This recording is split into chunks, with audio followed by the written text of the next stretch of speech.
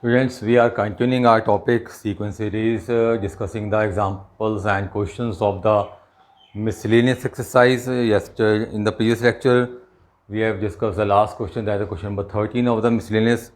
So, continuing that topic, starting with the question number 14 of the miscellaneous.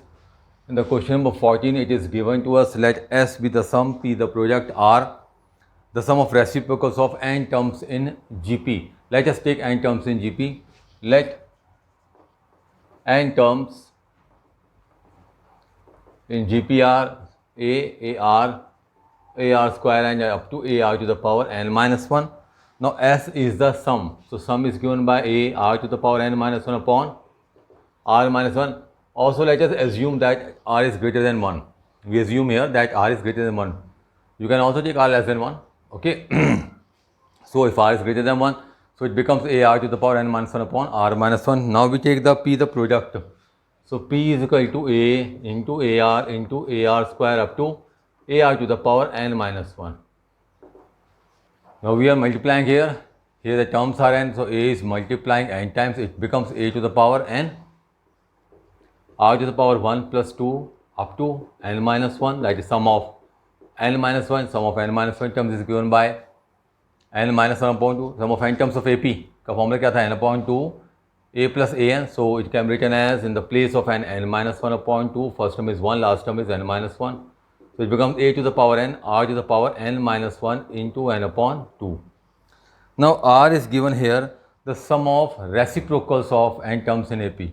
So r is equal to 1 upon a, 1 upon ar, 1 upon ar square and so on, 1 upon ar to the power n minus 1.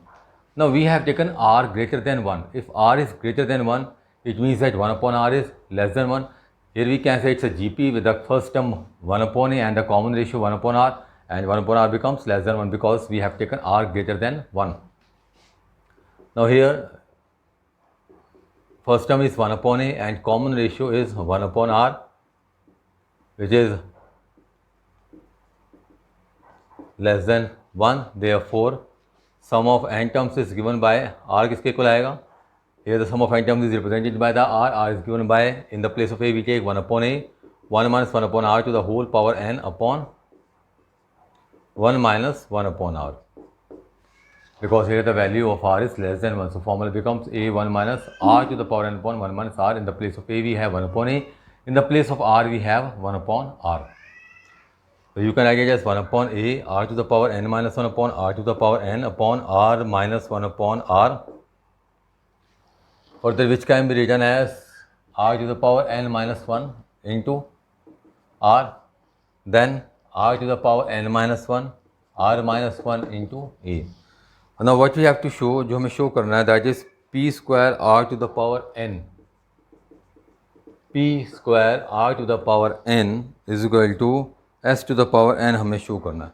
Now p square, placing the value of p from here, a to the power n, r to the power n, n minus 1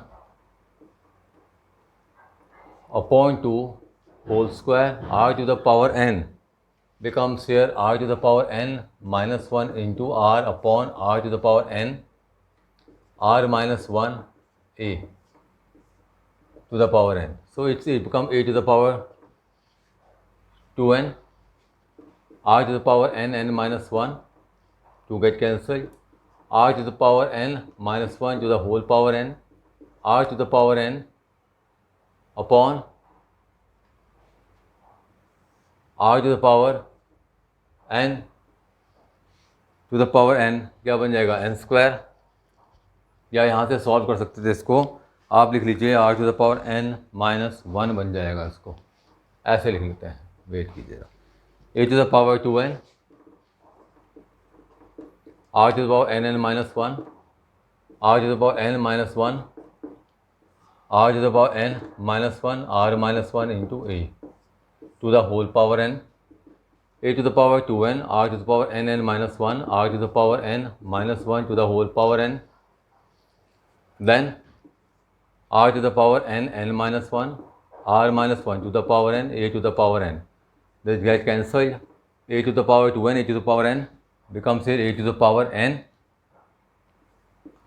r to the power n minus 1 to the whole power n, r minus 1 to the whole power n. So it becomes a r to the power n minus 1 upon r minus 1 to the whole power n.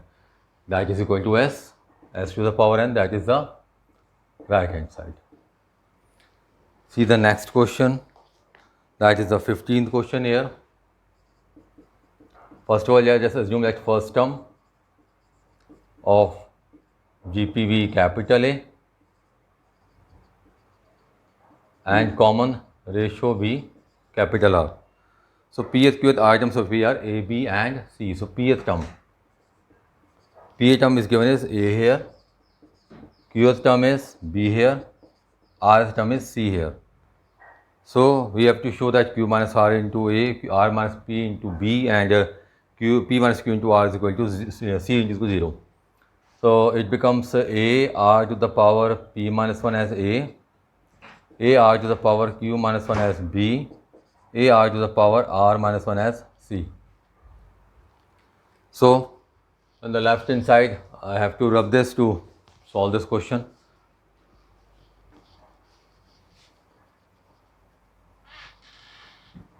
It's taking the left hand side क्या है हमारे पास q minus r into A, r minus p into b and p minus q into c.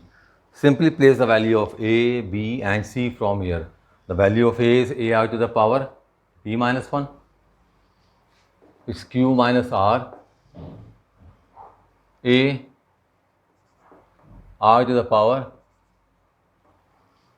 I think there is a mistake in a question. There must be. I have written wrong here. These terms are in AP, not in GP. So चलो AP लेते हैं इसको, AP और ये common difference होगा, फिर common difference B D करते हैं इसको.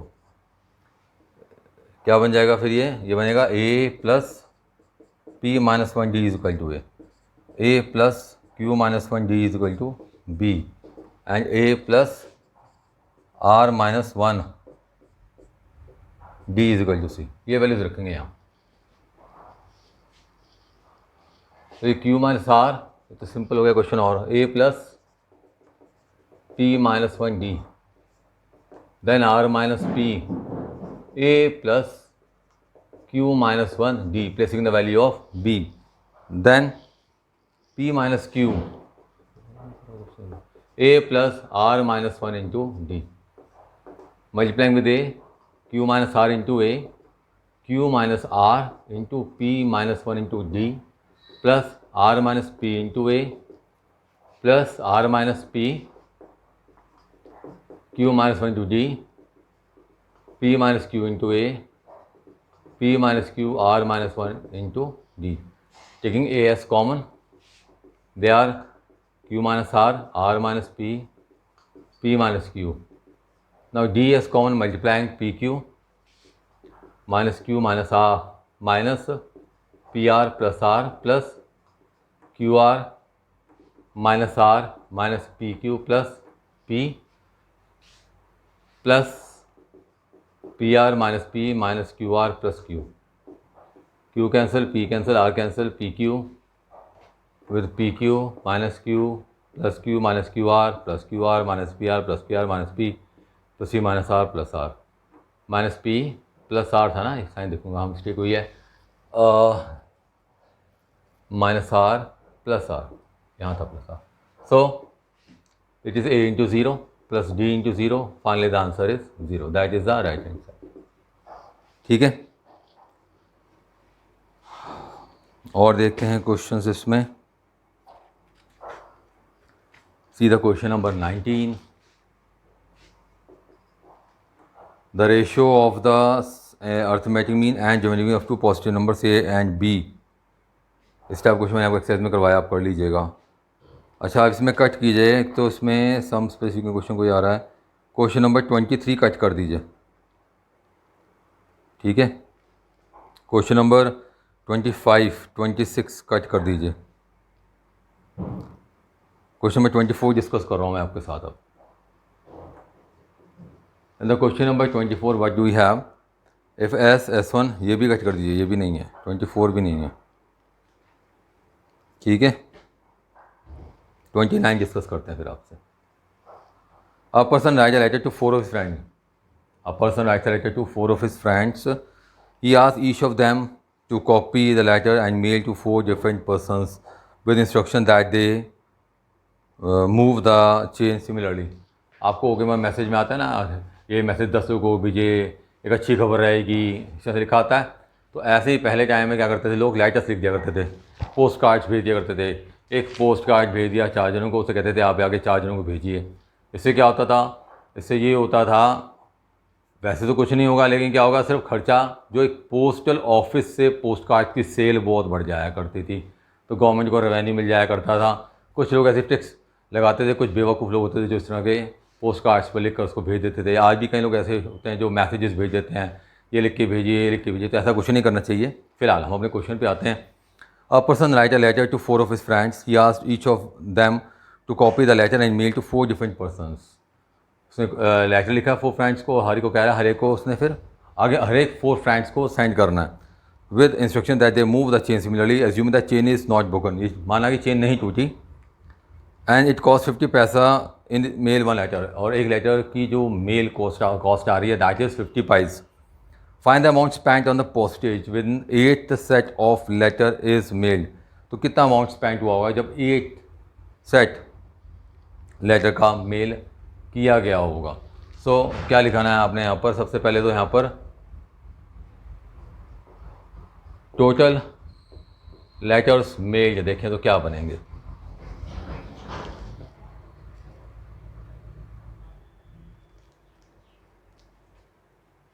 टोटल लेटर्स मेल्ड के बारे में बात करें तो फर्स्ट ने 4 किया, पर हर एक 4 ने 4 आगे कोई मेल किया तो 4 × 4 4 स्क्वायर हो गया, क्यूब ऑफ 4 हो गया, and so on.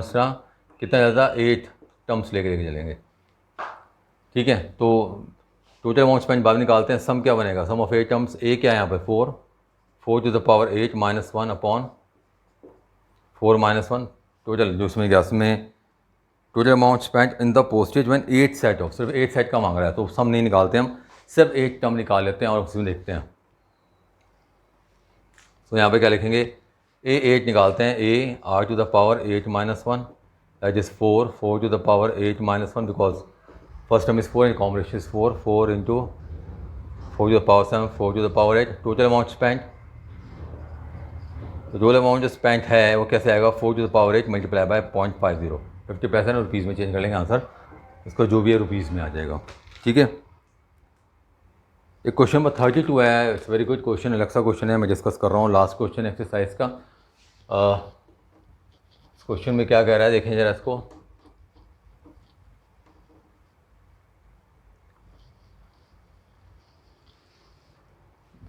It is saying that 150 workers were engage to finish a job in certain number of days. कुछ वर्कर्स हैं, उन्हें काम में लगाया गया और वो काम उन्होंने कुछ दिन में ख़त्म कर दिया, 150 वर्कर्स ने। तो ये मानते हैं let workers finished job in n days, ठीक है। तो टोटल वर्क डन क्या बना,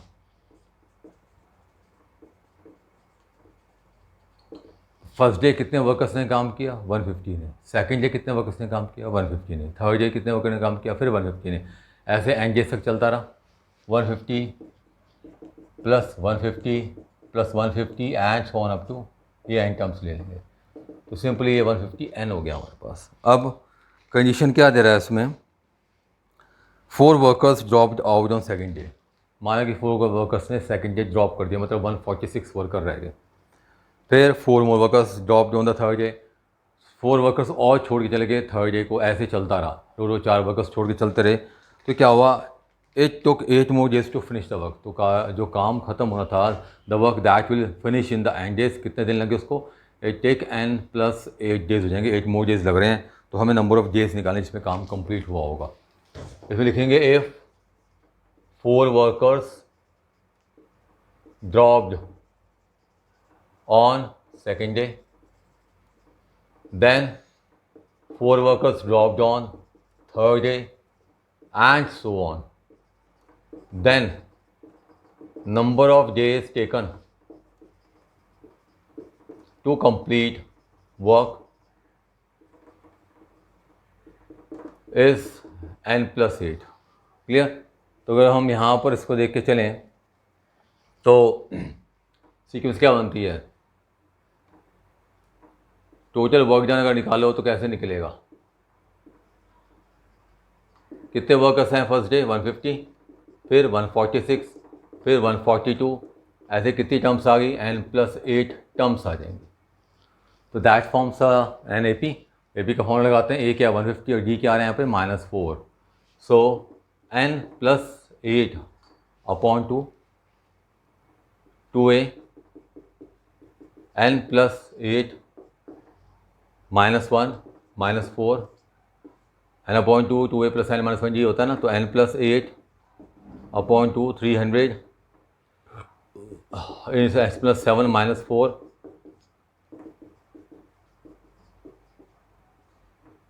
-4n -28 n plus 8 upon 2 300 minus 20 कितना हो गया 272 -4n 2 can be taken as common, 2 common लेते हैं, डिवाइड कर लेते हैं तो 2136 -2n. अब दोनों केसेस में क्या चीज़ सेम है, वर्क डन सेम है. ठीक है, कार्य तो उतना ही रहा, काम उतना ही रहा, तो वर्क डन इज सेम. तो दोनों को आपस में एक को रख के चलेंगे. Therefore n plus 8 136 minus 2n is equal to 150n. यहाँ से हम 2 कॉमन ले सकते हैं, n plus 8 2 6 12 8 minus n और 2 से डिवाइड करते हैं तो बन गया 75n. It become 68n minus n square. 8 8 64 6 48 and 6 54. 8 8 64 6 48 and 6 54 बनेगा -8n 75n. It becomes 60n minus n square plus 544 is equal to 75n.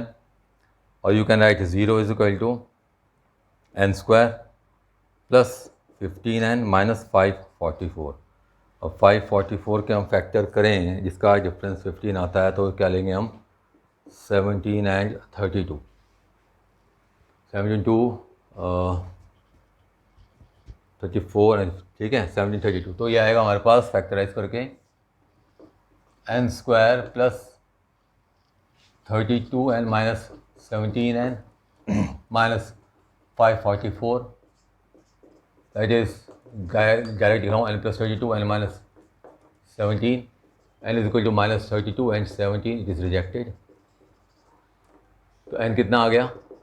तो नंबर ऑफ डे जिसमें काम कंप्लीट हो रहा है वो कितना है, वो n plus 8 है because 4 workers are dropping each day. So number of days